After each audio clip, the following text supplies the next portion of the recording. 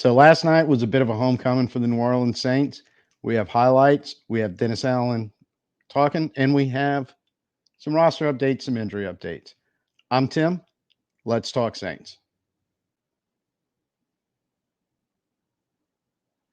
Jordan Mims catching a wheel route coming out the backfield. Staple of this offense and something the Saints have done in the past in their previous offense about getting these backs out on wheel routes. Pretty effective stuff that needs to happen in this offense. And I think it's going to, we know how good Alvin is at it. But specifically to Mims, he was asked about, or the media asked DA about him after practice, and DA perfectly honest said he's battling to make the 53-man roster, which I think we all knew that he had a shot at sneaking in there. DA also mentioned James Robinson and Jacob Caboti as also battling to make the 53-man roster. There was no mention of Kendre Miller. I don't know what that means. I don't know how many running backs overall they're planning on keeping, or even if they know at this point. But I found it curious that three of the guys fighting for the roster specifically mentioned, and I think Miller's in a little bit of trouble. I really do. I think a lot of the coaching staff, Saints fans, a lot of people are just, if he can't get on the field and can't figure out what he can and can't do, it's going to be really hard to make this roster. No mention of him whatsoever by DA in this conversation. And then he goes on, not only for the running back, but he kind of was talking about the bubble players in general, the guys trying to get the back end of this roster and make the 53. He said, look, got about a week to go before final cuts. They've got to start making plays. It's what it boils down to. They have to go out and make plays. And again, if you're not healthy, can't get on the field, don't know how you're going to do that to knock one of those roster spots down. So I thought the backup running backs held their own and at times looked good against Frisco. And then you have Mims making this catch, and I know he had another catch later on that I don't have a highlight of making a catch coming out the backfield. And that stuff, we know he runs pretty good. Start adding that element to the game. And I think DA, kind of mentioned, it's like these guys that are on the bubble, they all have elements of the running game that they're looking for, not just running the ball, but catching the ball, having to do their roles and blocking and everything else. So kind of an interesting little conversation when his name came up, and interesting in the name that wasn't mentioned when they were talking about it.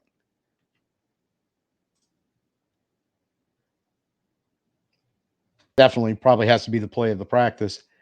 Can't quite see the ball, but what that is Charlie Smyth kicking a 65-yard field goal. And here's another angle from it. The first angle showed it looked like it cleared by maybe as much as up to 5 yards. It's like almost like somewhere getting close to 70. That would have been a good kick. And both angles show you just how freaking far that is. But on this one, it also kind of shows you that it hit the tee on the wall behind the goalpost. The tee and two lane, if you go back and watch it and you look real good, right before the refs throw their hands up saying the field goal is good, that ball hit the tee. So literally from 65, he cleared it by quite a bit and came, I don't know, maybe another yard or so, kicking it into the crowd behind. That's insane. What makes it even more insane, Charlie Smyth, according to what Cat Terrell posted on Twitter last night, he kicked his first American football August 22nd, 2023. His 1 year anniversary of kicking an American football happens tomorrow. That's insane. Utterly insane. On the night he handled the kicking duties, overall, he was 7 of 8. His one miss was from 55, but he made one from 55, then 60, and then nailing a 65-yarder. Now, obviously, Dennis Allen was asked about this after practice. And he clearly said, and you can't argue with this statement, hey, you just don't get many attempts from 65. It's kind of one of those things. It's nice to have if you can do it, but you're not really relying on banging a bunch of 65 yarders over the course of 17 games. I get it. And they want consistency from 50 on in.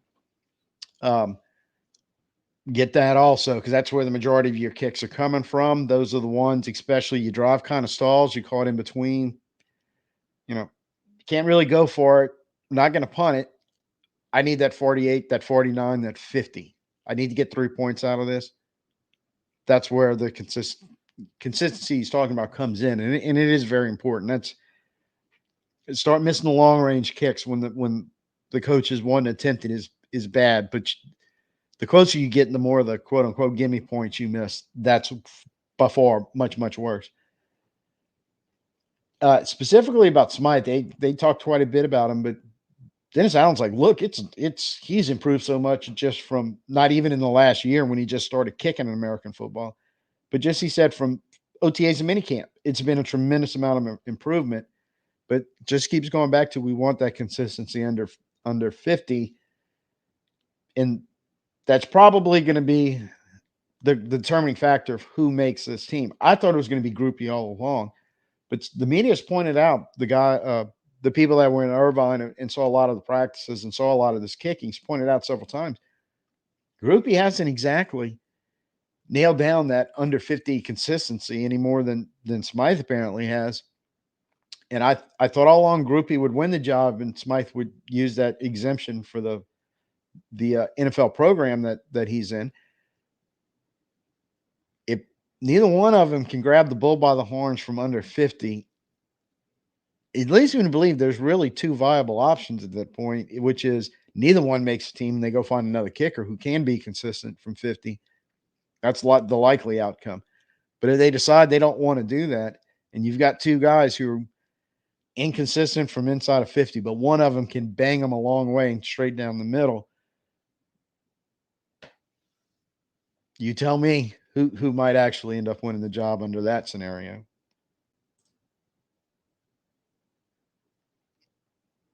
So now we need to talk a little bit about some stuff going on in the red zone. That was one play right there where you had inside the red zone when they were doing their red zone work, play action, fake to Mims, froze everybody just enough. Not 100% sure where Olave came from out of the formation, but I know where he wound up wide open in the middle of the end zone right in front of Carr, who put a ball right on him perfectly. Boom, you score a touchdown. It's one thing that and again, I've kind of tied some of these highlights into some of the stuff that the DA was asked about after the practice. But this is a reoccurring theme that anybody who's been paying attention to Dennis Allen, Clint Kubiak, John Benton, just about anybody involved on the offensive side of the ball, and even the defense has talked about it at times about the importance of stopping the running game in the red zone. The offense has talked about the importance of the running game in the red zone, something we did very well in that 95-yard drive against Frisco the other night, that finishing a drive with the running game and doing it with authority, and that's what we did. But when you can do that, when you establish that, and that's what DA's talking about, is you get the ability to run the ball in the red zone. That is the key to opening everything up. You can use play action. You take it to another level where you can use the quarterback a little mobile and not force him just to be a statue back there and thread balls into tight coverage, because you get him moving a little bit off of play action. We'll see something about that in a couple of plays later. Now the defense is defending 11. So they're defending the run, they're defending 11. They got to watch for run fakes, and they still have to cover. You're putting a lot of stress. Normally, it seems to me the last few years, the stress was on our offense getting in the red zone because all of a sudden we couldn't figure out a way to operate in tight space. And it seems like this offense is just the opposite, going, no. The pressure's on the defense because we can do so many things at them over that tight space. We're forcing them to have to defend everything. 11 players, sideline to sideline, line of scrimmage to the back line of the end zone.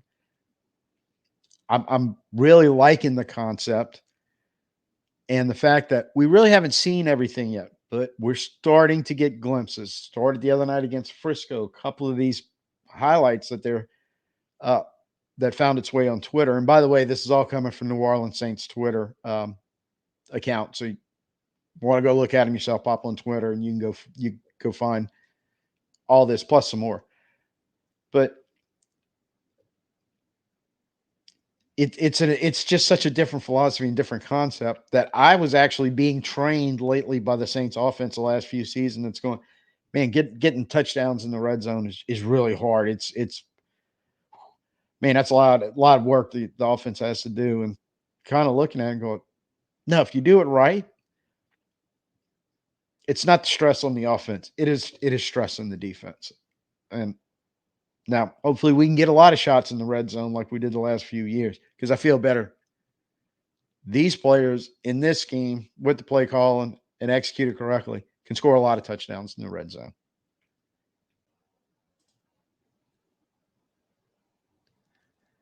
And this one, not anything overly exciting. This is just some little drill work here, but there's Mr. Juwon Johnson. Came off the pup list yesterday before practice, got in there on a limited basis. Um, First practice back, appeared to be moving well, looked pretty good on that play, running, coming off a foot injury. Again, limited. He's not going to get any contact, I don't think, anytime soon. Probably not until game one of the regular season. But it's good to see him back. He's going to be an important part of this offense. There is no doubt about it. Gives us a bigger targeted receiver and tight end. But primarily, I think he's going to offer a lot of advantage in this offense at being able to either motion out wide or starting out wide as a big receiver, running routes from there, or even motioning back to the tight end spot because he's a bigger guy and he's athletic. I don't think they worry so much about his blocking in this offense. We'll kind of touch on another tight end that fits a little more of traditional tight end role. But Juwon can be the guy that bridges between traditional tight end role and true receiving tight end. And I think in his offense, that's going to be very useful, especially as a red zone target. I think he can do a lot of good there. I think all our tight ends can, and I think they can be important in that. But I'm just happy to see him out there moving.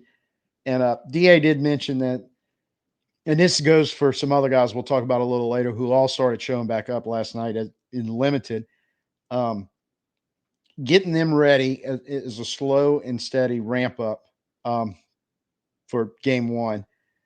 So they're going to still be limited, but expect to see a little more and more as they start getting some work in. I doubt seriously if you'll see any of them on Sunday. And if you do, it ain't going to be for very long, but probably slim to no chance in that happening. But looks like we're getting healthy guys back, and they're gonna make their way to week one and be in pretty good shape by the time they get there.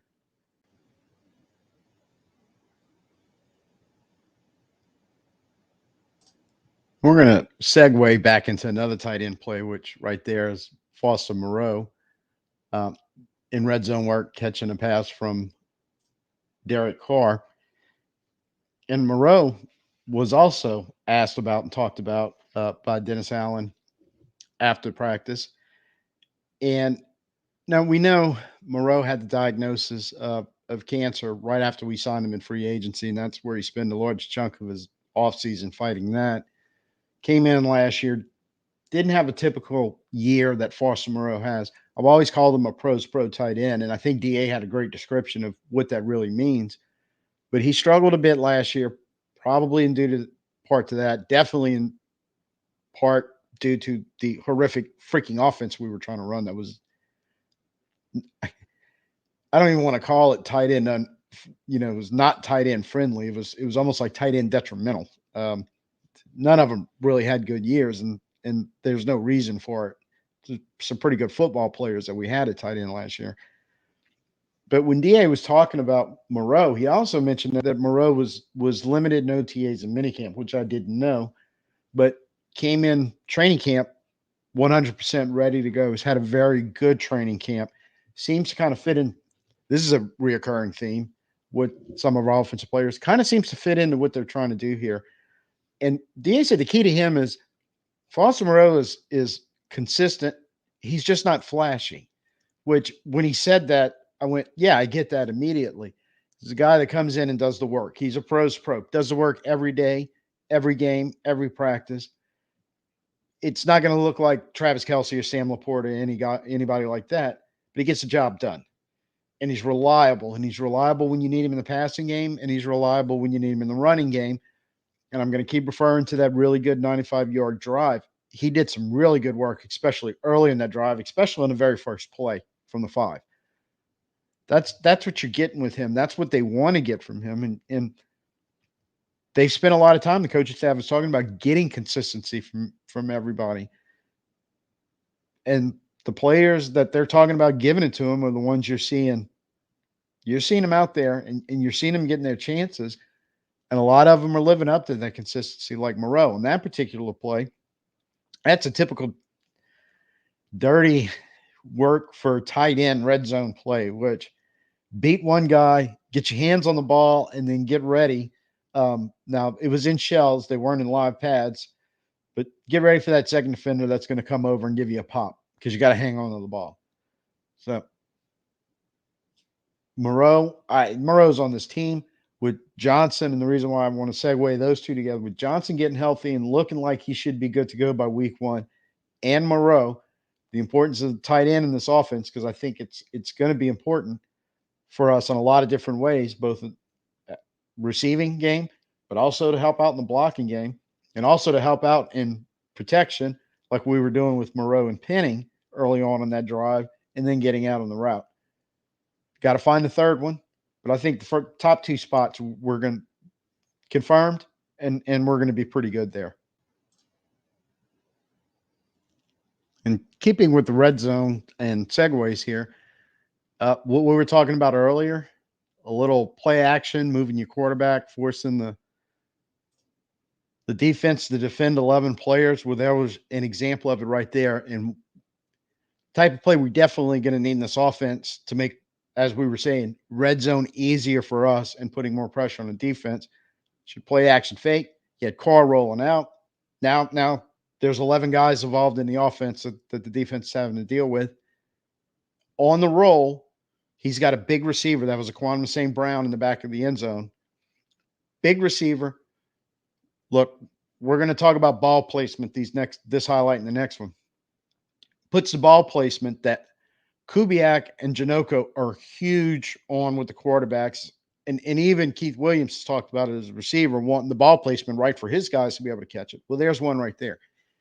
Big receiver, gives him a throw that only had 2 possible outcomes. Either Quantimus Brown comes down with it like he did in the back of the end zone and it's a touchdown, or nobody's coming up with it. That ball was not in jeopardy. The defenders were pretty much helpless. So it was up to the big receiver to go up, get it, and come down with it with a toe tapping and stay in bounds, which St. Brown did. And I know that we were just talking about Juwon Johnson. He's got that ability. We know A.T. Perry has that ability. We've seen last year, we saw Chris Olave a couple of times, even though he's not, quote unquote, a big receiver like those guys are, go up high upon a ball the one I'm thinking of, and I can't remember which game it was that he did. It was not exactly a great pass. But if you put the ball placement right where he can go up and get it and win a contested catch, like your number one receiver is supposed to. Like seeing this happening, we're looking at red zone plays there. We had 3 good ones. We had the play action fake Olave wide open. We had the tough throw and catch by Foster Moreau right on the goal line. And then we have the play action rollout, ball placement, put it up where the big receiver is going to go make a play for you. And if he can't make the play, then nobody's making the play. And at least you're not having a negative play. Even if it's 3rd down and you're settling for a field goal or whatever's going on, you didn't turn the ball over in the red zone. But what I like about that play is you made the play in the red zone. And that's something we can talk about it, and we can talk about it, and we can talk about it. That was missing the last few years. That needs to happen this year. And the last one we're going to look at, this is a Also going back to ball placement, kind of similar to the play on Olave for the 20-yard gain. Um, again, on the 95-yard drive that we've been talking about. It's crossing route, very similar. But on the one Sunday night, Carr was put it a little behind him. Olave makes the catch and gains the yards we need. Makes a, that was our longest play in that drive, but no chance on the YAC, and that chance was there. It was just the ball placement was off. That time the ball placement was correct to Cedric Wilson, who had a chance to catch it, and now he can turn upfield and go gain some extra yards. Ball placement. And that's something I remember Derek Carr, the very first post-practice interview game, which was probably the very first practice in Irvine, if not the second, one of those two. And he was talking about even there that in that practice, he put a ball downfield to a receiver that went for a touchdown, and his offensive coordinator and then his quarterback coach let him know, hey, yeah, we got a touchdown, but your ball placement was off. Wasn't where it was supposed to be. And again, I talk about Keith Williams has mentioned that when they've talked to him, going, look, I want my receivers, and from him, it's the receiver point of view, want my receivers doing what they're supposed to do so that they're at the spot where they're supposed to be so the quarterback can put the ball on them where the ball needs to be. Timing and rhythm. And we talked a little bit about that when I did the video on the 95-yard drive at the end, and talking about Derek Carr was pretty accurate. They were all catchable balls, but the ball placement wasn't where they expected to give those receivers a chance. Wasn't a couple plays, but a couple it wasn't to make the YAC. Or in the case of the previous highlight when he's given St. Brown, I don't want to say an easy throw, but making it easier on him because he's keeping it the hell away from the two defenders back there with him, where St. Brown doesn't really have to worry about them. He just has to catch the ball. And bring this up because DA did talk about this post practice, is the fact that they need to get their pass catchers healthy and on the field, because he said this offense involves so much in timing and rhythm to make these things happen, where you want to throw those passes where only your guy has the chance to catch it, or you want to throw those passes where your guy has a chance to catch it and turn upfield and gain yards after the catch. And two things that this offense, when you, again, scheme it, play call it, and execute it, starts putting so much pressure on the defense and is putting the defensive positions where they're helpless. They can't make the play. In that particular play to Wilson, much like Olave the other night, the coverage wasn't that bad, but it wasn't good enough to stop the play from happening.